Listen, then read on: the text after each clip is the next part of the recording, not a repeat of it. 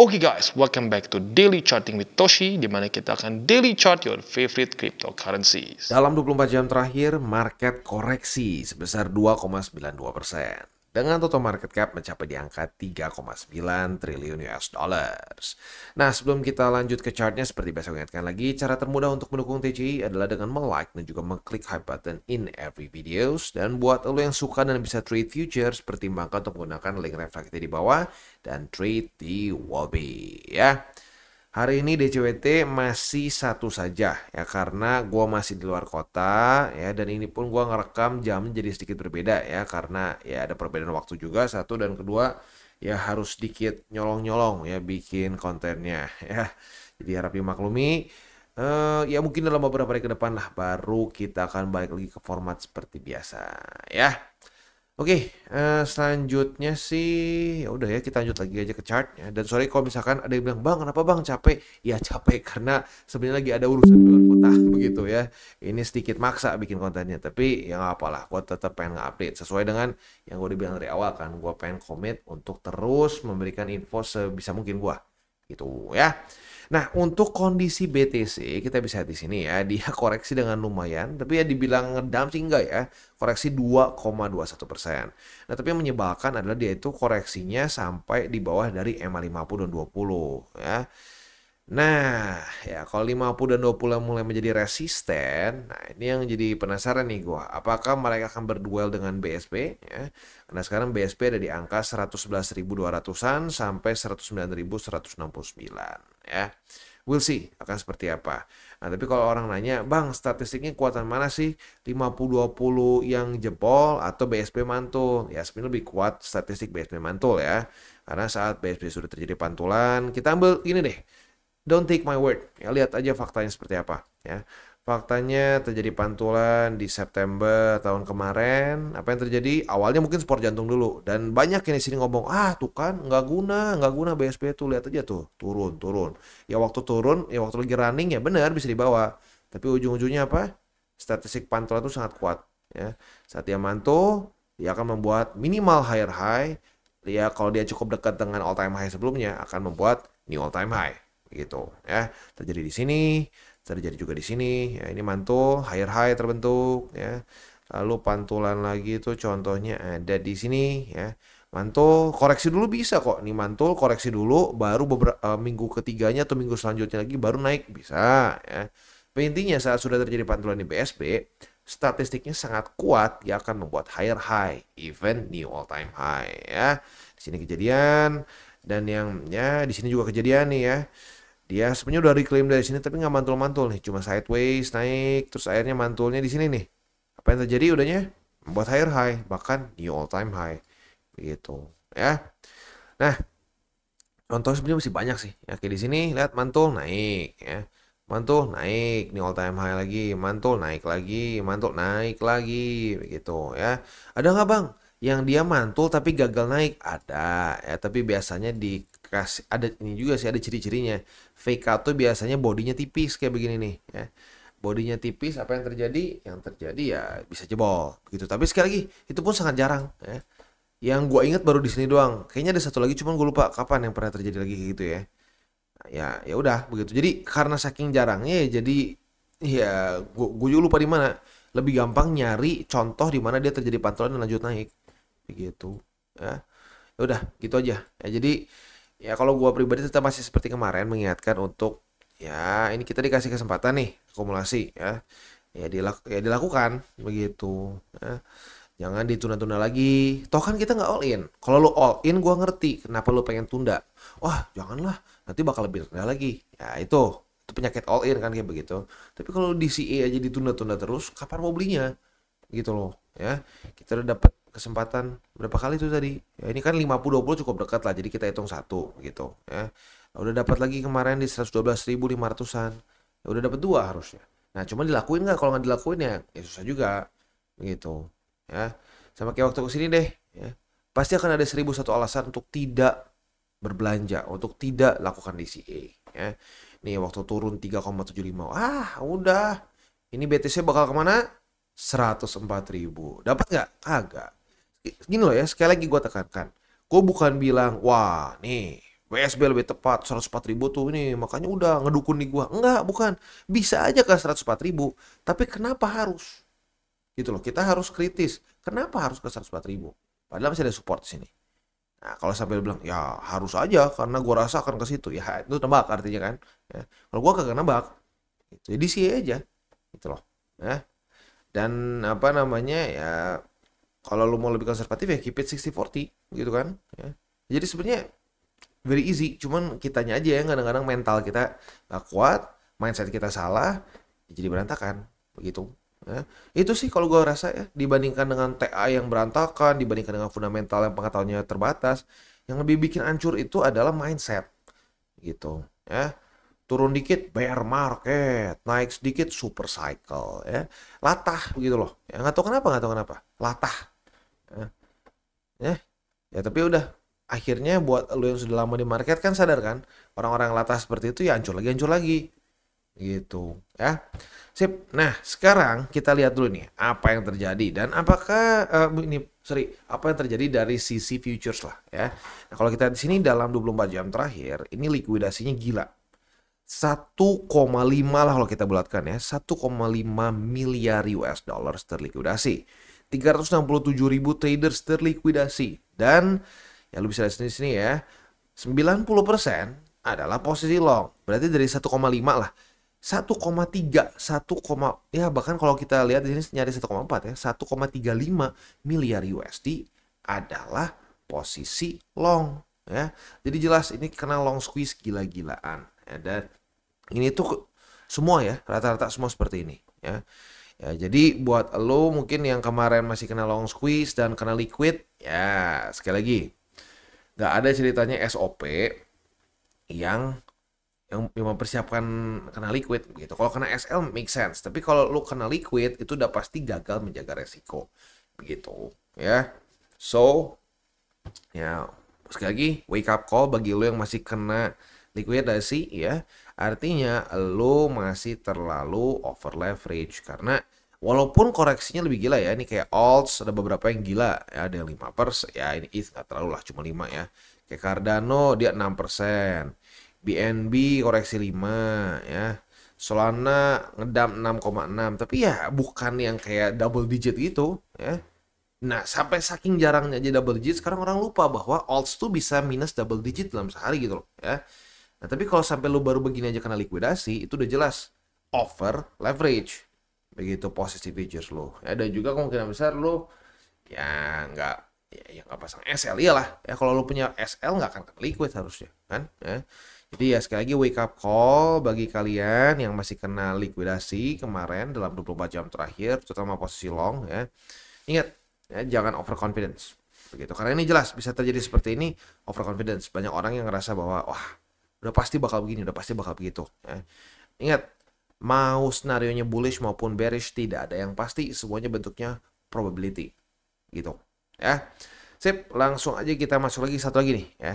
Tapi dalam kondisi market yang begini pun ya bisa dibilang kapitulasi begitu, tetapi BlackRock terus melakukan pembelian walaupun ya lagi-lagi pembeliannya itu ya mungkin buat kita nggak DCA, iyalah 500 juta dolar bukan DCA nih, ini namanya all in, tapi kita ngomongin soal BlackRock gitu loh ya. Jadi ya lu cari sendiri deh ya datanya BlackRock berapa dolar yang mereka pegang gitu, berapa miliar dolar yang mereka pegang gitu ya. Nah, jadi ya PKG ini mungkin bukan jumlah yang super besar untuk perspektif BlackRock begitu, tapi intinya apa, intinya mereka terus melakukan ya akumulasi gitu ya, mereka mulai terus melakukan pembelian lagi. Kemarin kan itu sempat ada dibuang tuh ya, nah sekarang dibeli lagi begitu. Apakah ini permainan mereka ya? Apakah ini memang sengaja untuk bikin menggonjang-ganjing market ya, mungkin aja. Tapi intinya apa? Bukan itulah. Intinya tuh bukan wah nih BlackRock nih sedang lagi ngebandar atau apa. Bukan itulah. Yang ingin gue tekankan adalah BlackRock beli, lagi naik, lagi turun tetap beli. Begitu. Setelah turun yang di sini 7,6% dalam 7 hari gitu. Terus melakukan pembelian. Ya, jadi investors are determined to buy the dip. Gitu ya, jadi ya sebenarnya lucu lah gitu di waktu bersamaan retail berisik gitu ya, wah udah nih bear market nih, udah nih wah udah mana tuh apa namanya nggak akan tuh dapat altcoin season, mana tuh profit. Sementara the big guys just shut the fuck up, udah gitu ya mereka terus akumulasi aja gitu. Ya, jadi ya kadang-kadang ya suka lucu aja gitu kalau ngeliat orang tuh ya, aduh padahal belinya berapa begitu ya, aduh tapi baru aduh minusnya berapa gitu tapi udah wah cocot gitu ya. Ya kadang-kadang lucu aja gitu ya, tapi ya udah memang seperti itu ya kan, yang semakin sedikit makin berisik biasanya ya. Jadi ingat peribahasa dulu itu, tong kosong nyaring bunyinya begitu ya, yang mindsetnya paling hancur, yang paling judi, yang paling nggak pakai otak gitu, cuma pakai perasaan tuh paling cocoknya gede begitu. Jadi ya memang kayaknya udah kayak begitu ya, makanya peribahasa itu sangat kena ya, tong kosong nyaring bunyinya tuh. Oke, sip, masuk lagi kita ke ekonomi kalender untuk hari ini ya. Kalau lo ingat kita waktu hari kemarin waktu kemarin kita bahas ya bahwa hari ini kita akan ada speech dari siapa? Bang Jero. Tapi sebelum ada speech ada juga S&P Global Manufacturing PMI dan juga Services PMI. Ini di jam 9 lebih 45 menit ya. Nah, nanti di subuhnya jam 11 lebih 35 akan ada speech dari Bang Jerome. Nah, kita nggak tahu isinya apa nih. Ya, terakhir speech sih nggak bagus dia ya. Ya statementnya bikin market spooked begitu, dimana dia menyatakan ya, jadi kasarnya kayak read kata ini kayak basa-basi begitu kan ya. Nah, itu membuat market juga jadi bingung mau gimana ya. No bueno waktu itu. Nah tapi sekarang balik lagi kita nggak pernah tahu apa yang akan diomongin oleh si Jerome ya. Si Bang Jerome tuh bisa satu FOMC bullish ya, atau lebih lagi satu FOMC dovish, satu lagi hawkish gitu. Jadi yang nggak tahu juga dia kenapa kayak begitu, tapi kita jangan nebak apa yang akan dikatakan oleh si Bang Jerome.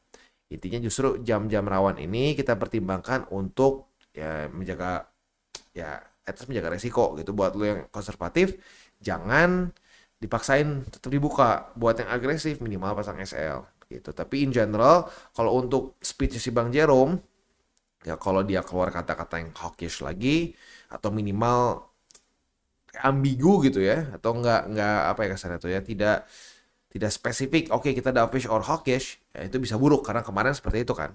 Kemarin kan cut rates, terjadi cut rates, harusnya bagus dong. Ya, tetapi karena statement dia, jadi mandet. Begitu naik banget enggak, ngedam juga enggak. Gitu. Ya sekarang tinggal kita lihat statementnya seperti apa selanjutnya. Gitu. Ya semoga sih dovish. Ya semoga dovish. Semoga keluar statement-statement seperti ya kita akan meningkatkan balance sheet lah, akan melanjutkan lagi penurunan interest rate lah, kita melihat resiko inflasi mengecil lah, dan hal-hal seperti itu ya. Sip, besoknya kita subuhnya nggak ada ya, besoknya itu kita akan ada crude oil inventories and new home sales ya. Itu kita bahas lagi besok lah ya. Sip, langsung aja kita masuk ke buy limit. Oh, nyaris lupa ya. DXY kita bisa di sini.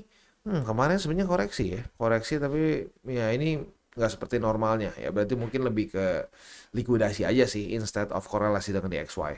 Gitu, karena likuidasinya ya gila sih, 1,5 miliar USD gitu kan, nggak main-main ya. Dan 90%-nya posisi long lagi.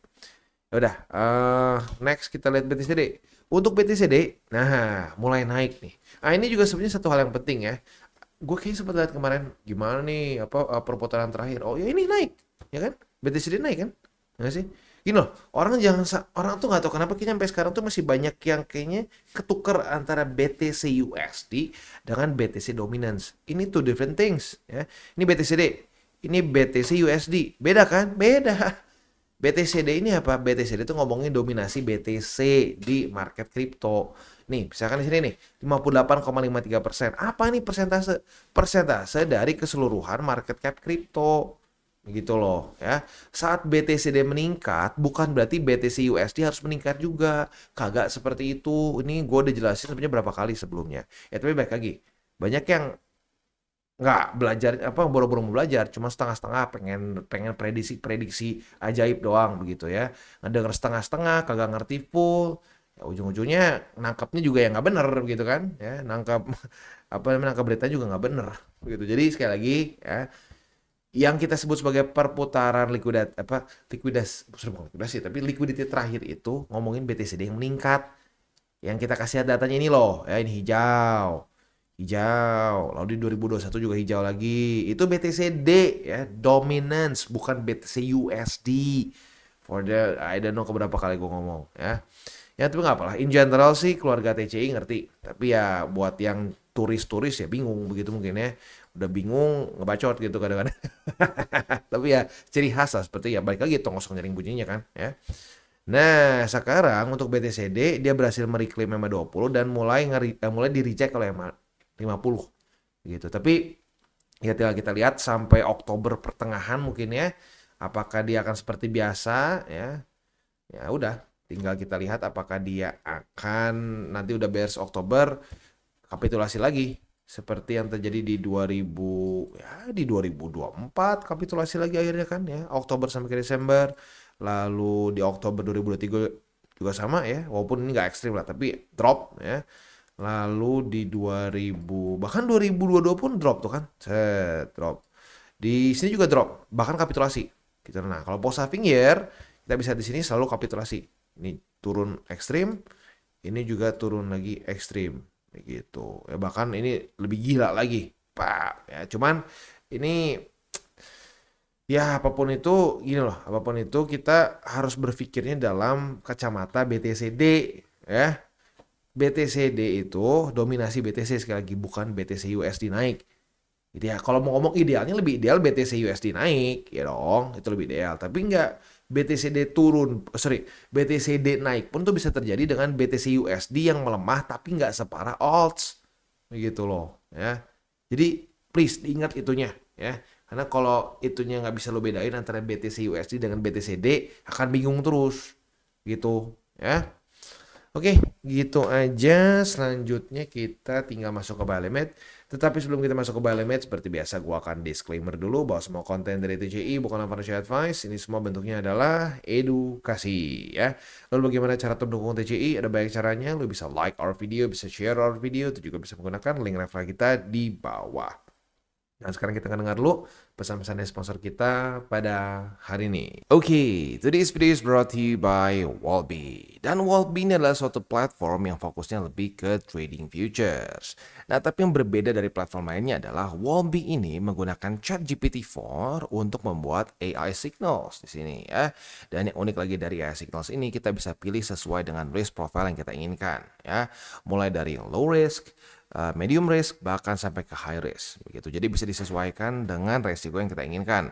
Dan yang unik juga di sini adalah kita bisa lihat mulai dari TP dan SL-nya gitu ya. Contoh Mami, TP-nya 5%, SL-nya minus 1%. Nah, jadi sudah lengkap TP SL. Nggak cuma sekedar bisa buka posisi saja, tapi sudah ada parameters untuk SL-nya juga begitu. Dan tentunya ini akan meningkat sesuai dengan risk profile yang kita pilih. Contoh kita lihat Carlos. Carlos ini medium risk. Nah, otomatis secara TPSL-nya pun berubah. Dan tentunya paling tinggi adalah MC Whale, di mana di sini TP-nya bisa sampai 40% dan SL minus 16%. Jadi sekali lagi cocok untuk berbagai macam jenis resiko gitu ya. Nah, tapi andaikan lu merasa bahwa oke, gue udah biasa trading nih ya, gue udah bisa dengan SOP gue sendiri, lu pun bisa trade dengan manual ya seperti biasa ya, di mana lu membuka posisi sama persis seperti di platform-platform lainnya. Tapi unik di sini adalah mereka itu ada TP dan SL triggers yang bisa di set juga dengan AI ya. Nah, selain itu juga mereka ada meme pool. Meme pool ini basically adalah kita bisa trade berbagai macam meme coins tanpa kita harus deal with the hassle of DEX begitu. Jadi lebih streamline dan lebih mudah begitu. Tapi baik lagi mengingatkan untuk meme pools ya kita harus tetap atur resiko juga karena meme pools ini banyaknya dalam meme coins yang benar-benar masih sangat baru begitu, secara market cap cenderung kecil dan banyaknya yang belum masuk ke checks begitu. Jadi makanya gue bilang lebih terasa seperti kita bisa menggunakan DEX tapi lebih mudah begitu. Dan yang paling penting lagi adalah di di Wallbe ini mereka ada namanya rebate voucher. Biasanya hanya 100 USDT saja, tapi bagi lo yang menggunakan link refractory bawah atau dengan menggunakan kode Toshi Crypto ya. Sekali lagi dengan kode Toshi Crypto, kita akan mendapatkan upgrade dari 100 USDT menjadi 250. Jadi buat lo yang tertarik untuk coba Wallbe, boleh pertimbangkan untuk menggunakan link referral kita di bawah. Dan kita masuk ke BTC. Untuk BTC kita bisa lihat di sini kita sudah dapat posisi long karena sudah terjadi retest 1, retest 2 di angka 112.585 ya.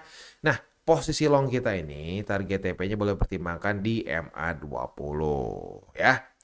Nah, untuk posisi spotnya ada di angka 112.585, lalu juga ada di angka 111.752 dan BSB. Sip, itu kurang lebih untuk setup di Bitcoin. Untuk BSB di sini ada dua sebenarnya, cuma yang paling dekat otomatis yang di 111.298 ya. Nah, next Ethereum. Untuk Ethereum belum ada setup futures lagi karena sayangnya jebol lagi untuk ETH ya. Untuk posisi spotnya udah dapat 3 posisi. Next berarti ada di angka 4009,4, lalu di 3878,9 dan 3767,2 ya. Oke. Itu kurang lebih untuk setup di DCWT pada hari ini ya. Nah, sebelum kita tutup DCWT kita pada hari ini seperti biasa kan ada wejangan ya. Wejangannya ya berhubungan sama ya kesempatan sekali lagi ya. Ini kesempatan yang diberikan oleh market ya. Ya sama Tuhan juga sih mungkin ya. Kita dikasih kesempatan buat akumulasi gitu. Ada resiko nggak? Ada resiko ya. Resikonya apa? Ya mungkin aja untuk pertama kalinya kita nggak di kuartal 4. Mungkin nggak? Ya mungkin aja, tidak ada yang tidak mungkin kan ya. Kita juga cuma perlu mati sekali kan, nggak perlu mati berkali-kali begitu kan sebenarnya ya. Nah, tetapi secara statistically speaking ya belum pernah kejadian gitu loh, belum pernah kejadian sampai kita itu masuk dulu ke bear market sebelum kuartal 4 begitu ya. Kalau orang mau ngomong tapi makronya tidak mendukung bang, well 2017 pun kalau kita ngomong secara interest rate ya, interest rate banyak orang nggak tahu nih di masa-masa ini tuh interest rate lagi naik loh ya. Lihat interest rate tuh lagi naik tuh, lihat lagi naik, tapi tetap masih bisa terus naik ke atas. Nah jadi orang tuh kadang-kadang suka ada bias yang lumayan begitu loh. Wah kali ini kita ngomong nggak mungkin karena makro kita jelek ya. Ya sekarang kalau kita mau ngomong secara interest rate nih, lebih bagus mana? Bagusan 2017 atau sekarang? Sekarang kan masih lagi turun sebenarnya ya. Walaupun balance sheet-nya bedanya ya sekarang masih belum netral juga ya. Atau ya minimal lagi menuju netral gitu kan. Nah, tapi kalau orang ngomong dari perspektif makro, ya kenapa 2017 kok bisa naik terus? Padahal lihat, kalau ngomong makro yang ngontrol semua nggak juga. Lihat, tetap naik tuh BTC walaupun interest rate-nya naik terus. Normalnya nggak kan? Normalnya butuh yang drop seperti ini kan. Tapi enggak tuh. Nah, jadi sekali lagi ya. Ya kalau ditanya kenapa bang teori cycle seperti ini ya kalau menurut gua ya karena halving gitu. And at some point ini akan lebih nggak seakurat ini karena kenapa? Makin sering halving makin kecil kan block reward. Nah makin kecil block reward kemungkinan besar efeknya jadi teori cycle-nya kan lebih kecil gitu. Tapi ya sekarang kan masih efek sekali. Jadi ya sudah kita manfaatkan saja gitu kan ya. Jadi ya seperti itu. Dan bukti sekali lagi nih cycle yang selanjutnya ya. Kita dibilang di 2021 nih kita nggak akan masuk ke bear market. Kenapa? Karena makronya terlalu bagus gitu kan. Makronya terlalu bagus. Kita nggak mungkin. Lihat tuh masih terus QE. Kita nggak mungkin masuk ke bear market kalau makronya seperti ini. Ya kata orang seperti itu. Makanya kita masuk ke super cycle katanya ya. Super cycle nggak? Kagak tuh. Nah ya udah gitu. Ya sekarang kalau orang gembar-gembornya kita udah nih bakal masuk ke bear market. Ya kalau gue sih ya boleh-boleh aja. Ya mungkin aja kok tidak ada yang tidak mungkin kan. Ya tapi lo harus siap juga dengan kemungkinan kalau tebakan lo salah juga. Karena kan tebakan lo tidak berdasarkan statistik yang kita punya specifically untuk Bitcoin gitu kan. Ya. Dan kalau lo ngomong makro ya makro pun di 2017 kan kagak bagus tuh. Tapi tetap naik. Gitu loh ya. 2021 makro bagus sekali gitu kan, tapi tetap bear tuh. Ya gue harap orang bisa objektif seperti itu, tapi kadang-kadang enggak. Orang cuma pengen teriak-teriak aja, pengen teriak bearish, pengen teriak bullish begitu ya. Dan selain dari itu sekali lagi gue ingatkan lagi ya, kita dikasih 2 telinga dan 1 mulut gitu. Artinya apa? Lebih banyak mendengar ya. Supaya apa? Supaya banyak info yang masuk. Semakin banyak info yang masuk apa ya lu semakin mengerti. Dan sekarang gini, kalau orang ngasih info bagus, tapi lo cocok sendiri, lo dengan cocok sendiri dengan pemikiran lo sendiri, terus muter-muter, dan lo minus mulu, tapi lo terus pengennya ngedengerin bacotan lo sendiri, kacau nggak? Ya kacau lah hasilnya, begitu. Kalau gue dulu cuma pokoknya sama bacotan gue sendiri, kagak belajar dari luar, gitu ya, tidak merendahkan hati untuk pengen tahu nih, kenapa ya gue salah, kenapa ya gue jelek hasilnya ya, nggak akan kemana-mana. Begitu. Jadi dibutuhkan kerendahan hati lu di awal. Saat ada kerendahan hati, lo mengosongkan kelas, lo belajar, ya. Dan dari situ lah lo bisa berkembang.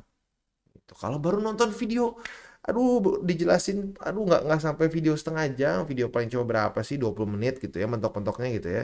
Tapi, waduh, penangkapnya ini salah, itu salah, terus klaimnya ini itu kan jadi kayak jadi ya konyol juga gitu kan ya.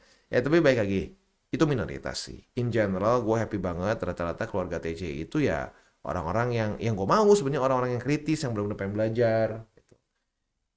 Ya, yang tipe-tipe yang nggak yang bisa bedakan BTC USD sama BTCD gitu kan. Tapi ya apa namanya akan selalu ada orang yang tidak akan mau belajar, cuma pengen berisik saja. Nah, yang kayak gitu ya udah nggak usah diwaro lah gitu ya. Yang penting apa lu fokus sama portfolio sendiri aja. Gitu ya. Sip, udah gitu aja deh. Takut kepanjangan juga ya, gue udah harus gini kayaknya udah harus pergi juga gue ya. Jadi udah itu kurang lebih untuk hari ini ya. Sekali lagi ini jamnya mungkin akan sedikit berbeda dibandingkan dengan biasanya karena gue tidak rekaman di jam biasa dan ada perbedaan waktu juga. Jadi ya udahlah. Intinya ya kalau sampai ada beda-beda sedikit chartnya dimaklumi aja ya. Sip, itu kurang lebih untuk DCWT pada hari ini. Selanjutnya kita tutup dengan 3 golden rules. Jangan pakai uang panas, jangan over leverage, berpikirlah jangka panjang ya. Dan salam tabur tuai. Ingat, apa yang lo tabur kan lo tuai, jadi tabur lo sebanyak mungkin hal baik. Oke guys, jadi itu adalah akhir dari segmen DCWT kita pada hari ini. Dan jangan lupa bagi kalian yang merasakan manfaat dari segmen ini, jangan lupa untuk share ke teman-teman kalian. Dan apabila lu pengen mensupport channel kita, ya TCI, jangan lupa untuk menggunakan link referral kita di bawah.